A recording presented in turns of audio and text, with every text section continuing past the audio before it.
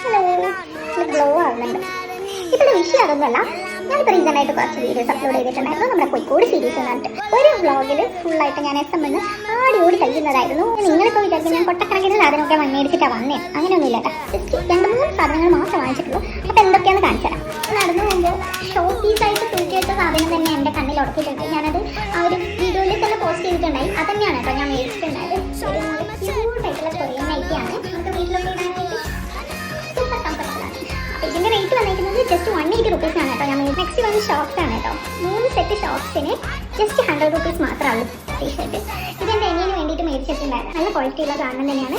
Just 150 റുപ്പീസാണ് കിട്ടിയിട്ടുള്ള 2 പലാൽഗോ set രണ്ടിനും ചേർന്നിട്ട് വെറും 150 റുപ്പീസ് മാത്രമേ ഉണ്ടായിട്ടുള്ളൂ. ഈ പാൻറ്റിന് എനിക്ക് കിട്ടിയായിരുന്നു കേട്ടോ.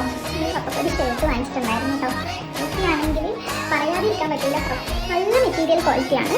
ഇത് ജസ്റ്റ് 350 റുപ്പീസ് മാത്രമേ ഉണ്ടായിരുന്നുള്ളൂ.